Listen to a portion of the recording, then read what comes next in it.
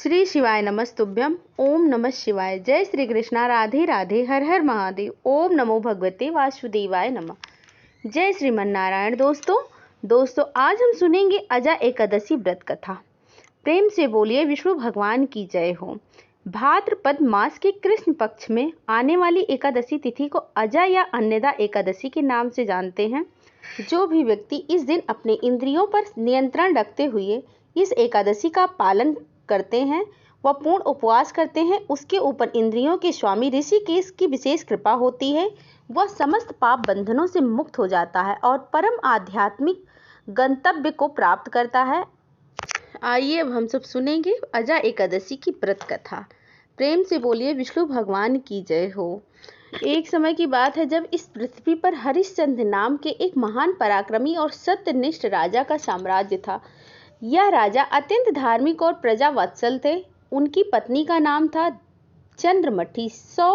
राजा का संपूर्ण राज्य और परिवार सुख समृद्धि और शांति से संपन्न था। राजा की धर्म निष्ठा और सत्य व्रत पालन की चर्चा सिर्फ पृथ्वी लोक में ही नहीं अपितु स्वर्ग लोक में भी फैली हुई थी।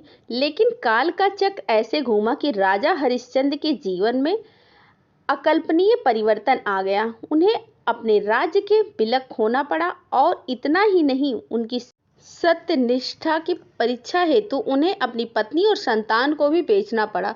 यहाँ तक कि एक समय के महान चक्रवर्ती सम्राट राजा हरिश्चंद्र को शमशान के संरक्षक एक मलिच्छ का दास बनना पड़ा। इस मलिच्छ ने अपने सेवक बने राजा को भी मृत शरीरों के ऊपर से कपड़े एकत्रित करने का कार्य सौंपा था।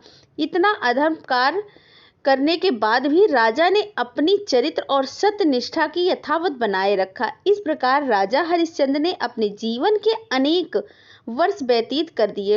एक दिन अत्यंत दुखी अवस्था में राजा मन में ही विचार करने लगे कि प्रभु, मेरी इस निसहाय अवस्था में कृपया मेरी सहायता करें। किस प्रकार मैं इस स्थिति से मुक्त हो सकता हूँ, कृपया मार्ग दिखाएं। जब राजा के इस प्रकार शोकमग्न अवस्था में विलाप कर रहे थे, उसी समय महान और तेजस्वी ऋषि गौतम वहां से जा रहे थे। उन्हें देखते ही राजा के मुख पर प्रसन्नता और आशा की रेखाएं प्रतिबिंबित हो उठी। राजा हरिश्चंद्र गौतम ऋषि के पास गए। उन्होंने उन्हें विनम्रता पूर्वक प्रणाम किया और ऋषि का यथोचित सत्कार किया। ऋषि गौतम ने राजा को आशीर्वाद देते हुए उनकी वर्तमान समस्या के विषय में पूछा। राजा ने अपना सारा वृतांत कह सुनाया। एक समय के महान चक्रवर्ती सम्राट की इस दयनीय स्थिति को देखकर गौतम ऋषि को स्वाभाविक रूप से उन पर करुणा आ गई। उन्होंने राजा को सांत्वना देते हुए कहा, हे राजन, काल की गति को कोई नहीं रोक सकता, लेकिन फिर भी हमारे शास्त्रों में ऐसे पवित्र व्रत हैं, प्रावधान भी हैं जो मनुष्य को समस्त पाप कर्मों से मुक्त प्रदान कर सकते हैं। और ऐसा ही एक व्रत अन्यदा या अजा एकादशी का व्रत है। इस व्रत के पालन द्वारा आप अपने पूर्व समस्त पाप कर्मों से मुक्त हो जाएंगे और आपके सौभाग्य का उदय शीघ्र ही होने वाला है। इसका शुभ संकेत यह भी है कि यह अन्यदा एकादशी व्रत आगामी 7 दिन के अंदर ही आने वाला है। इसीलिए कृपया श्रद्धा और निष्ठा पूर्वक इस व्रत का पालन करें और आप अवश्य ही इस संकट से मुक्त हो पाएंगे। इतना कहकर गौतम ऋषि ने राजा को अन्यदा एकादशी का पालन करने की संपूर्ण विधि के विषय में बताया। राजा ने ऋषि गौतम के प्रति अपनी कृतज्ञता व्यक्त की और आने वाली अन्यदा एकादशी का निष्ठापूर्वक पालन करने का संकल्प लिया और परम भगवान की विशेष कृपा हुई और उनके द्वारा श्रद्धा तथा नियम पूर्वक किए गए एकादशी व्रत के पालन के कारण राजा के पूर्व जन्म के सभी पाप कर्म नष्ट हो गए। राजा ने अपनी पत्नी पुत्र सहित राज्य को पुनः प्राप्त कर लिया और देवताओं ने भी पुष्प वर्षा करके राजा का सत्कार किया। कथा का समापन करते हुए भगवान श्री कृष्ण ने युधिष्ठिर महाराज से कहा, हे राजन, अन्यदा या अजा एकादशी की इस व्रत कथा का जो व्यक्ति मात्र श्रवण या पठन भी करता है, उसे भी अश्वमेध यज्ञ करने का पुण्य फल प्राप्त होता है और जो इसका श्रद्धा तथा निष्ठा पूर्वक पालन करता है, उसके संपूर्ण पूर्व पाप कर्मों का नाश हो जाता है और वह आध्यात्मिक लोक की प्राप्ति करता है। तो इस प्रकार जो भी व्यक्ति अपने भौतिक जीवन में सुखी और आध्यात्मिक जीवन में उन्नति करना चाहता है, उसे इस परम पवित्र अजा या अन्यदा एकादशी का पालन अवश्य ही करना चाहिए। इस दिन किसी भी प्रकार के अन्य या उससे बने हुए खाद्य पदार्थ का सेवन नहीं करना चाहिए।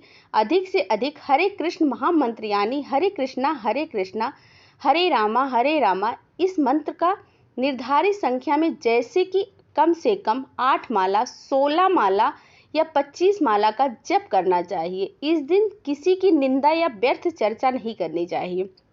क्रोध, वासना, द्वेष जैसे इंद्रिय आवेगों के ऊपर नियंत्रण रखना चाहिए और यह संभव हो सकता है जब हम अपनी इंद्रियों को इस दिन अधिक से अधिक परम भगवान के कृष्ण की सेवा में नियुक्त करें, जैसे कि उनके पवित्र नामों का जप करके, उनके विषय में श्रवण करने से और उनके गुणगान करने से, शास्त्र जैसे कि भागवत गीता, श्रीमद् भागवत इत्यादि का पठन करने से और केवल उन्हीं को समर्पित चिंतन करने में। इस प्रकार जब हम एकादशी तिथि का पालन करते हैं तो इंद्रियों के स्वामी ऋषिकेश हम पर अत्यंत प्रसन्न होते हैं और वे हमें अपनी विशेष कृपा के फल स्वरूप उनकी शुद्धता भक्ति का सागर प्रदान करते हैं और इससे अधिक श्रेष्ठ इस जगत में प्राप्य अन्य कोई भी वस्तु नहीं है। एकादशी तिथि का पालन करने की महिमा हमारे शास्त्रों में अनेक स्थान पर गाई गई है। इसीलिए यदि आप संपूर्ण वर्ष में अन्य किसी व्रत, त्योहार या उपवास का पालन नहीं कर पाते हैं तो कम से कम प्रत्येक मास में आने वाली एकादशी तिथि का पालन अवश्य ही करना चाहिए, क्योंकि इसका पालन करने से अन्य सभी व्रतों का पालन करने का पुण्य फल प्राप्त होता है। ओम नमो भगवते वासुदेवाय नमः। जय श्रीमन नारायण। धन्यवाद।